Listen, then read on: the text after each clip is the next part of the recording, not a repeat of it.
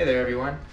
I went on a little special trip last night down to Soledad, and I live in Hollister, California. It's about an hour drive, and I went down there to pick up a motor, and I'll show you in just a second the motor I picked up. Now unfortunately, once we got down there and tried to turn the crank, it was stuck. So either water got inside the cylinders or moisture built up. The guy said it had been sitting in his shed for like 7 years. So this is it. It's an M20b25 for a BMW E30. And the reason why I ended up going to grab this, besides for the fact that it was advertised for like 300 bucks, was because a couple months back my E30 had a couple cooling issues, and it ended up being a bad thermostat, but it took me 4 overheating events and being stranded on the side of the freeway to figure that out. So ever since then, the car still runs and drives great. It doesn't overheat, but every morning when I go to start it, and even sometimes on a hot start, it'll actually seem like it's missing in one cylinder for a little while until it starts firing. The only thing I could equate that to would be like water getting in this cylinder as it sits. And I was also having some coolant loss, which I'm attributing either to the expansion tank cap, which I replaced last week, and so far I haven't had to add any more coolant. Otherwise, the coolant is definitely seeping through a crack in the head or through a blown head gasket into the combustion chamber. Now, I don't notice any oil in the water or water in the oil, so I'm leaning towards a head gasket. And if that's the case, great, you know, I could just part this engine out. But in the meantime, we're gonna pull it out of my truck, we're gonna throw it on a stand, we're gonna pop out the spark plugs, and we'll spray some penetrating oil in there, let it sit for a little while, see if we can't get it to rotate. I highly doubt that's gonna help. So end goal is to tear this guy down with you guys, and we'll just see what happens from sitting. And we'll learn why you should tape off all ports that access the combustion chamber. So let's get into it.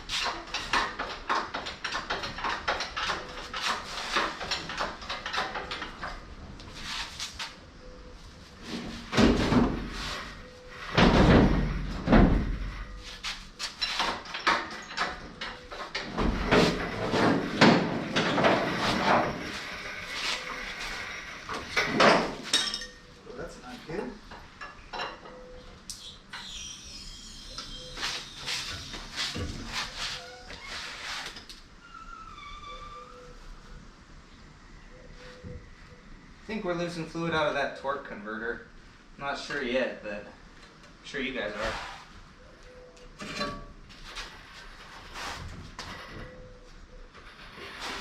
Woo! Ain't going into this convertible.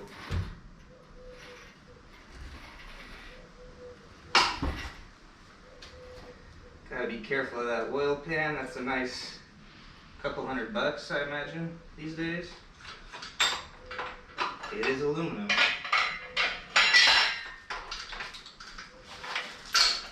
Let's get this mess cleaned up. Definitely looks like transmission fluid to me, although I can't say for sure that it came out of the torque converter. Yeah, it looks like that's fresh fluid right there. All right. So I just had a thought. I'm not going to be able to get the torque converter and flywheel off very easily if I'm not able to rotate the motor. And so I started to look at the bolts that hold the torque converter to the flywheel on. And you can see the top one in there. And then you look at the other two right here missing, and on the other side it's missing as well. So that means somebody has tried to take that part off before. Maybe it was the guy I bought it from. He did have the automatic transmission sitting right next to it. It doesn't really look like this is recently disassembled though, so I'm not too sure on that. but we'll see if we can't get in there with like some type of flat wrench and maybe break that off, but it's looking like that might be a pretty big challenge. Well, we're in luck. I got a wrench that fits on there just fine, so let's get this thing taken apart. I've met plenty of people before who don't know this trick. If you want extra leverage with these type of wrenches, just hook them together and multiplies the torque. There we go. Good news. First job was a pretty smooth sailing. It came off real easy. I'm gonna go and grab an engine stand now and see if I can't find some bell housing bolts to hang this guy, and then break off that flywheel and hopefully get it thrown up on a stand. Even though it's 4 different bolts, it's the right thread pitch and the right size, so always keep your spare bolts. Now all we gotta do is get it hooked up in the engine stand, and I think I'm gonna have to grab a chain for that, because you saw what happened when I pulled it out of the truck. Just wanted to do basically a wheelie, so you'll see what I could scrounge up. Went ahead and just grabbed a tie down strap out of the back of my truck. Should do the job.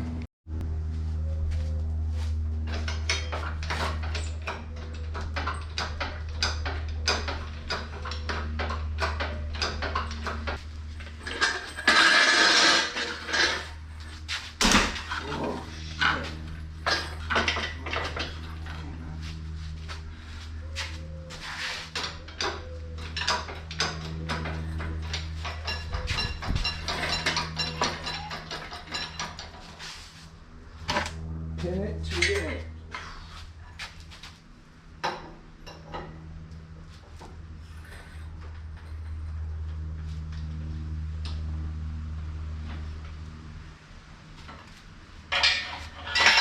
Didn't die.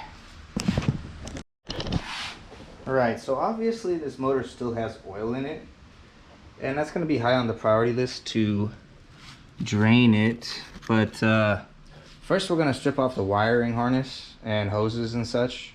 Maybe pull out the spark plugs, see what we could see in there. So let's go ahead and get started.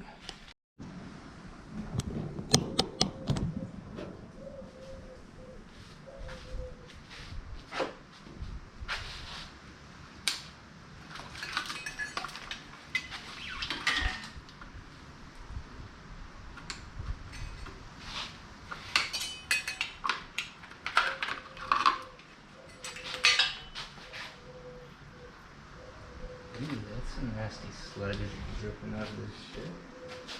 Oh my goodness.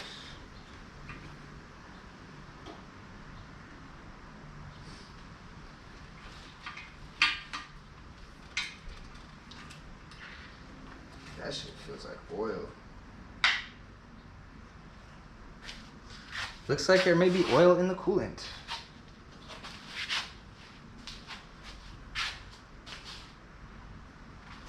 I'm gonna go ahead and get my oil catch drum.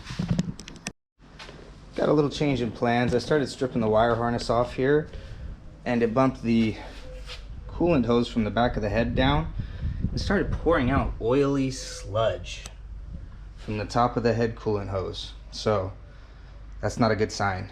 We're gonna go ahead and drain the oil pan, and then we'll crack this coolant passage drain as well and see what comes out. Here we go. Alright, so oil looks like oil, which is good. At this magnificent mess. Oh my gosh. Lovely. It's just a little oil been sitting in water for years and years and years, right? Maybe it kept the inside of the water jackets clean. We'll be back in a moment as soon as it stops going to the bathroom. So much. So, time to start taking bets. Blown head gasket? Anything else? But you got any guesses? Let me know in the comments. We'll know by the end of this video. Still pooping. Well, I guess we're just gonna let it do its thing. Start peeling off that engine harness.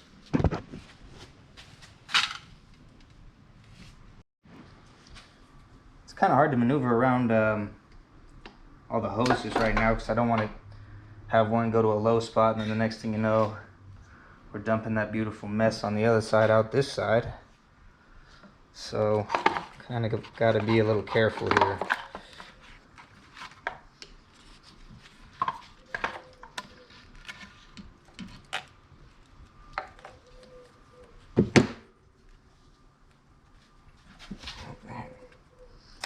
I've taken apart so many E30s at this point that this is all like muscle memory for me.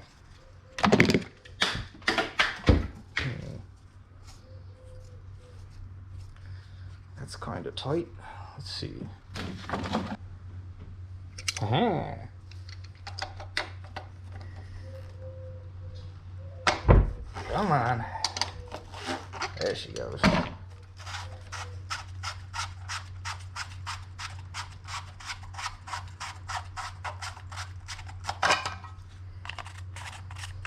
All that for a plastic coupler. Okay, let's see. Gonna need to undo the alternator. Man, this is how all this stuff goes, huh? This is like a brand new engine. It looks like it's never been taken apart before. What a shame. For sure this alternator and wiring harness has never been removed because there's like this yellow paint on the nuts that go on, hold the wiring on, and it's not even tampered with. So this is like, yeah, it was probably a really low mile engine. The clutch fan, I barely even had to grab the nut and tweak it a little bit and it's coming right off. Beautiful. Such a shame that this motor is seized. Alright guys, super clean late model 325i harness for sale. I think we're about done. Oh wow, we're not done yet. This may take a while. So in the meantime, I'm going to break off the spark plug wires here and pull out those plugs, see what we got in there. So first plug out comes out of cylinder hole number 3. It's the first one that's stuck in the socket. And kind of looks like there's a lot of rust built up on there. I am not too hopeful for what the inside of that cylinder looks like. Let's keep going. These spark plugs look an awful lot like they were left in some cylinders full of water. Not good. I'll get a flashlight and see what I can see in there. And then I'll go ahead and break off the exhaust manifolds. Alright, there's no signs of water in there. I do see some pretty crusty stuff, but no water came out in the oil when we drained the oil pan, so that's a good sign. There's still oil milkshake dripping out of the coolant passage though. That's not a good sign. But what I'm gonna go ahead and do is grab some penetrant and spray it down into the cylinders, and we'll leave that sitting in there overnight and see what it does to help before we completely tear this thing apart. Went ahead and sprayed the penetrating oil in there and filled the cylinders up pretty good, just let it seep through. Did throw a wrench back on there with a little torque bar and no dice. It didn't move at all, so I think this thing is going to be stuck. Popped off the exhaust manifolds without much trouble, and not really much closer to seeing what happened. It looks like exhaust or cylinders 6 and 1 were open on the exhaust side, so those are the chambers I would imagine are probably the worst. I think we'll go ahead and pull off the valve cover now and just probably get ready to take the head off, honestly. Got the valve cover off, and I'm happy to say that worst case scenario, we did get a good head out of the deal, as long as the valves are okay on the intake side there. I don't see any rust in here. I thought this might be some surface rust, but it's just oil buildup. Just a little bit of crustiness going on the bolts here, but not too worried about that. So even the camshaft, the lobes are looking not bad. I think may have been an okay purchase after all. Alright, I've given it some consideration and decided I'm not going to wait to see if the cylinders will break loose. We're taking the head off.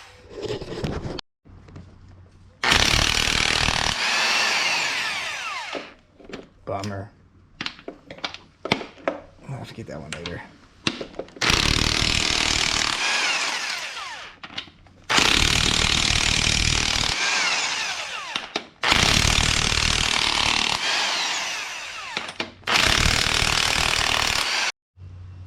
There's all the cylinder head bolts, and we're about ready to pull that cylinder head off. We just have to remove the front timing cover here, and I'll probably just cut the timing belt because there's not really any point in trying to remove it the proper way. Taking off the timing cover is a very straightforward job. There's 3 bolts holding on the distributor cap here, and once you remove that, you'll have to remove the dizzy in the middle. I'll show you that in a second. And then we'll go ahead and pop off a couple bolts here, and I believe there's one more, but we'll get that part in a sec. 3 8mm bolts to remove this. And we got 3 small Allen head bolts to remove this.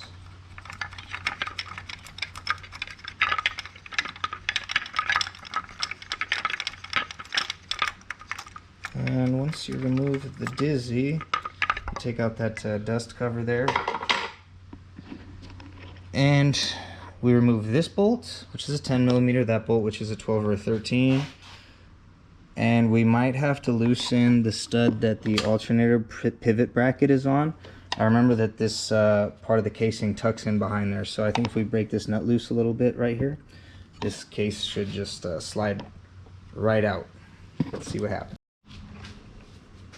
Alright, so there's a little timing cover, access cover, that's made of plastic behind the timing case right here. And it's to check the wear level of your timing belt. Go ahead and pop that right out. And I had to remove the water pipe crossover because it bolts to the front of the case and the water pump, which is not coming off with the head. And once you get this bolt loose for the alternator bracket, you're gonna want to go ahead and pop the top of the cover with the pick point. I don't know where I set it, but yeah, this guy, little triangular piece, sits in there like this. You're gonna want to pop it forward because there's dowels in there that the cover sits on, and you'll remove this piece. The cover's now loose, and it should just slide right off. See that notched hole right there? It slides in behind the alternator bracket. So now we can go ahead and cut our timing belt and yank this head. With 2 hands sure is a lot easier.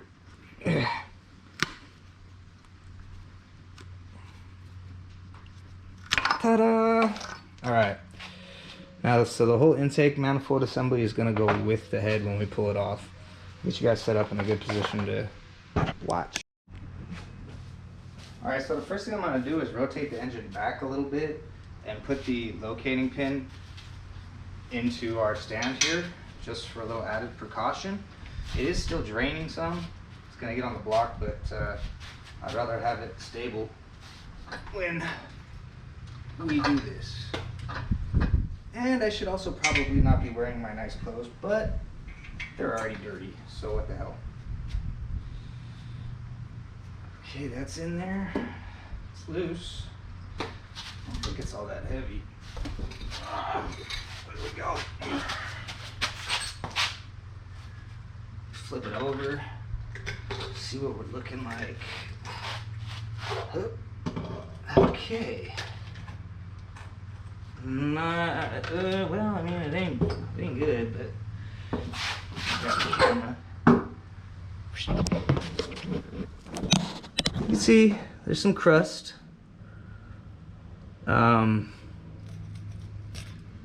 I think the most important area is going to be the valve seat area, so we'll have to inspect that a little further. But now for the moment of truth. Oh yeah. What cylinders do you think are bad? Starting with 6, surface rust. 5, surface rust. And a whole gang of stuff down there. Same with 4, you can see. Obviously that's some of the penetrating oil I sprayed in there, but there's still a whole bunch of crusties. And 2 is the same. 1 is actually pretty clean, besides for a pile of rust in there, or mud. I don't even know what that is, dust. The corrosion's like, I don't know. I think it's not gonna run again without at least being honed. But we'll start taking it apart. At least I scored a good cylinder head out of the deal, and you know, a couple other parts I can unload to recoup my money I spent on this thing. And by the way, I did know that it was seized before I bought it, so I didn't pay a whole lot for it. Went ahead and soaked it down with some more penetrating oil. It's gonna need it regardless, because in order to knock the pistons out once we pull the crank, we're gonna have to get them slightly broken loose. Hell, maybe a Brillo pad will clean this up. No, I'm just kidding.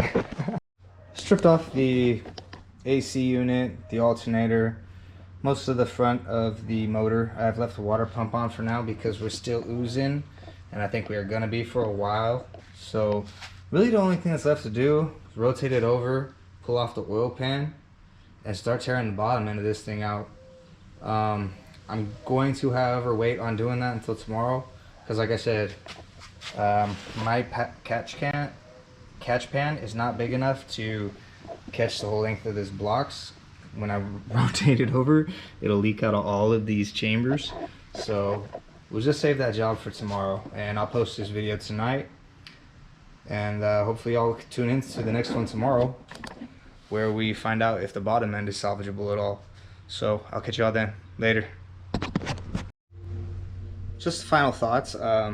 I don't know if I finished explaining what's going on with my convertible or not, but in my opinion, it's either a leaky injector, which is causing one or multiple cylinders to not fire upon startup, or like I said, coolant is seeping through the head gasket or through a crack in the head into the combustion chamber and causing the same problem. The car does run fine after like 20-30 seconds. It hasn't overheated sitting in traffic in 95-degree weather. The temperature gauge does fluctuate when I sit in traffic, but it's never really been accurate. So like I said, I replaced the coolant expansion chamber cap because I had noticed that the old one was letting water seep out. So my loss of water source was either the cap or it's seeping into the combustion chamber. So I'm still waiting to see if my coolant light comes back on. It's only been like 4 or 5 days since I put the cap on, but so far so good. And hopefully it is just an injector. We'll find out soon enough.